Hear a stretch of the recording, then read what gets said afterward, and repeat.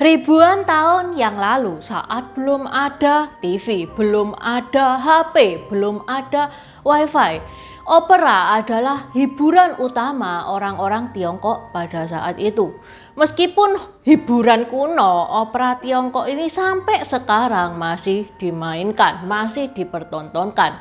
Intan juga suka banget nih lihat operanya Tiongkok. Apalagi sekarang itu dicampuri martial art, akrobatik, bagus banget. Bahkan ya, nonton opera Tiongkok di Beijing itu salah satu bucket listnya Intan. Di video ini Intan mau membahas sejarah opera Tiongkok itu bagaimana mulai dari yang paling sederhana sampai cetar membahana sampai sekarang. Tajia ni hao, namaku Intan, selamat datang di channel aku Dynasty. Oke, sekarang Intan mau membacakan pesan yang masuk via Saweria dari Hans. Kak, tolong bahas tokoh-tokoh kungfu bersejarah di komik Kenji Go. Komik Kenji Go ini bukannya fiktif ya guys ya? Atau Hans bisa di komen kira-kira tokoh yang mana aja? Soalnya setahu Intan, Kenji Go ini kan komik yang sejenis detektif Conan, Doraemon itu kan ya. Setahu Intan itu tokohnya fiktif semua loh.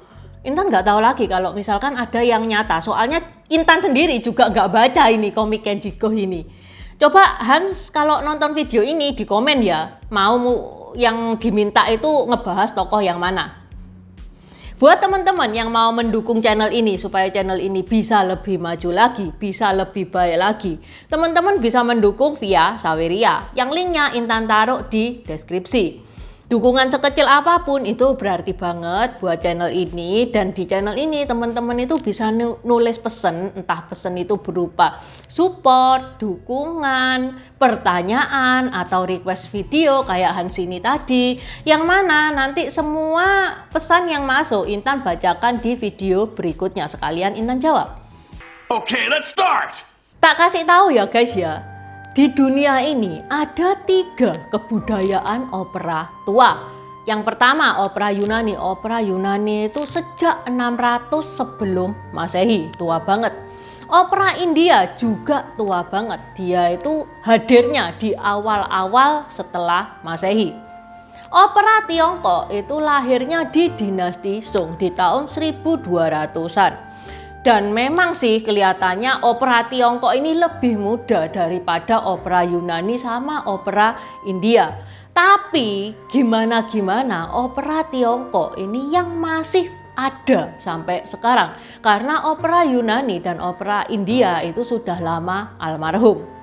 Sekarang gimana sih sejarahnya opera Tiongkok itu? Berawal dari dinasti Qin, dinastinya Qin Shi Huang, kaisar pertama Tiongkok. Yaitu di tahun 221 sebelum Masehi sampai 206 sebelum Masehi. Hiburan orang-orang pada saat itu ya sebatas nyanyi-nyanyian, tari-tarian. Kemudian dinasti Qin runtuh, dinasti Han berdiri. Di dinasti Han, kesenian itu mulai bertambah, mulai ada martial art. Kemudian Intan langsung lompat ke dinasti Zhou akhir, yaitu tahun 319 sampai 351. Di sini sudah ada operanya namanya Canjunshi. Canjunshi itu opera yang jenisnya drama, dialog antara 2 orang. Ya sudah, cuman sesimpel itu aja. Canjunshi adalah bibit opera yang sekarang. Dan karena Canjunshi ini disukai oleh masyarakat pada saat itu, lama-kelamaan Canjunshi ini berkembang. Mulai, gimana kalau ditambahin tarian, ditambahin nyanyi-nyanyian, bahkan sudah sampai pakai topeng. Di zaman dinasti Tang, Canjunshi ini mulai berkembang dengan performance yang lebih bagus, memiliki plot yang lebih kompleks, alurnya juga lebih dramatis. Bahkan opera itu merupakan proyek besar di dinasti Tang. Sudah tidak bisa dimainin 2 orang, minimal opera itu dimainin 4 orang. Pada saat pemerintahan Kaisar Xuanzong, Kaisar Xuanzong ini kaisar yang suka banget sama seni. Dia tuh sampai mendirikan sekolah akademi yang dikasih nama Li Yuan. Itu adalah akademi seni pertama yang melatih musikus, penari, bahkan ngajarin berakting. Di zaman dinasti Song, opera sudah mulai kebentuk, sudah mulai mateng. Ada nyanyian, ada tariannya, ada dialognya. Dialognya itu masih seling-seling antara semi nyanyi dan dialog ngomong beneran. Dialog semi nyanyi itu kayak kalau misalkan nih bilang halo gitu, jadi halo. Dan ceritanya itu juga adaptasi dari novel-novel. Setelah dinasti Song, dinasti Yuan berdiri. Di dinasti Yuan ini itu jenis opera bukan cuman satu. Ada jenis opera utara yaitu Paishi dan jenis opera selatan yaitu Nanshi. Dinasti Yuan ini adalah zaman kejayaannya opera. Cerita itu sudah mulai berkembang, mulai variatif, yang diangkat bukan cuman topik legenda atau cerita rakyat doang. Opera-operanya itu mulai mengambil kisah nyata juga yang menceritakan sisi gelap masyarakat, kesusahan rakyat kecil, perjuangannya rakyat, sampai kisah-kisah romantis. Kemudian di dinasti Ming, opera semakin berkembang. Di dinasti Qing ini tambah, opera itu tumbuh dengan pesat. Malah di berbagai daerah itu muncul opera dengan ciri khas daerahnya masing-masing. Sehingga jika di total dikumpulkan nih ya, ada 368 jenis opera. Opera ngehit banget di zaman dinasti Qing ini. Salah satu opera yang muncul adalah opera Beijing. Di tahun 1840, orang barat itu banyak yang berdatangan ke Tiongkok. Ini berpengaruh kepada opera juga.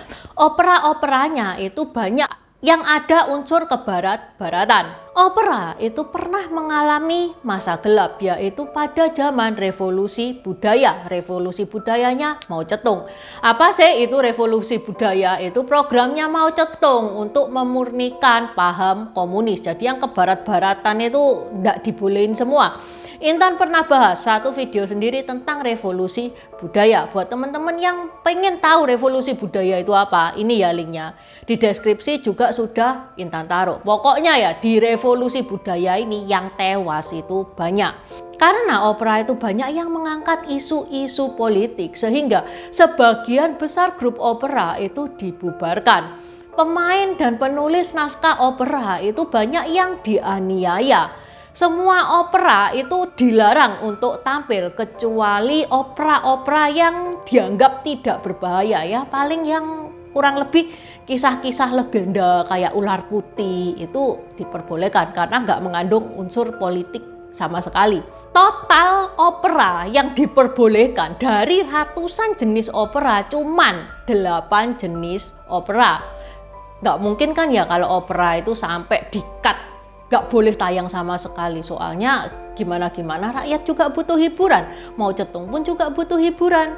Setelah Mao Zedong meninggal di tahun 1976 dan istrinya Jiang Qing yang super jahat banget itu akhirnya berhasil ditangkap, barulah opera itu mulai dibangkitkan kembali. Ya tentu saja sih dengan adanya TV, bioskop, HP, wifi, karena kemajuan teknologi, peminat opera itu berkurang.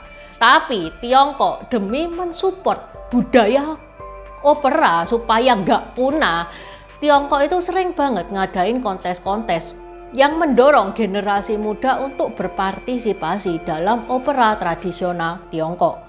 Sampai sekarang ada 5 jenis opera yang masih tayang di Tiongkok, yaitu opera Beijing, opera Shanghai, opera Hebei, opera Hubei, dan opera Henan. Juga ada 2 jenis opera yang ya lumayan muncul meskipun agak jarang, tapi at least lah masih muncul, yaitu opera Fujian dan opera Guangdong. Di antara opera-opera tersebut, opera Beijing itu yang paling banyak diminati. Tiketnya mahal dan selalu habis. Kenapa? Karena opera Beijing itu punya plot yang rumit. Rumit berarti menarik. Riasannya tajam. Vokal juga unik.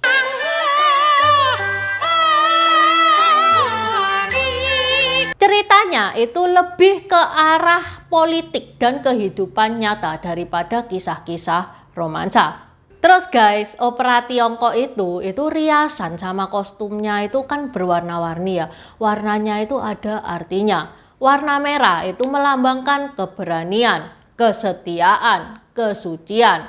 Warna hitam melambangkan ketidaksabaran, vulgar, kasar. Warna putih melambangkan licik, pengkhianat, jahat. Warna biru melambangkan keganasan, keberanian, kejam, keras. Warna kuning itu melambangkan kepandaian, tertutup, misterius, jahat. Warna ungu melambangkan kesetiaan, bakti. Warna hijau melambangkan roh jahat, berani. Sedangkan warna emas dan perak itu melambangkan dewa atau monster atau iblis. Oke, sampai di sini dulu bahasan Intan hari ini. Semoga bermanfaat dan terima kasih sudah menonton. Buat subscriber baru, selamat datang di channelnya Intan Dynasty. Terima kasih sudah nontonin channelnya Intan. Intan saranin buat teman-teman yang baru saja bergabung untuk nonton videonya Intan tentang pergantian Dynasty di Tiongkok. Ini nih linknya. Di deskripsi juga sudah Intan taruh, karena itu adalah basic dari semua video-video yang akan Intan bahas. Video Intan tentang pergantian Dynasty itu akan sangat berguna banget, akan sangat membantu banget kalau teman-teman nonton film tentang sejarah-sejarah Tiongkok. Terima kasih udah nonton channel ini sampai habis. Dukung aku terus berkarya dengan klik subscribe dan bunyikan lonceng di bawah ya guys.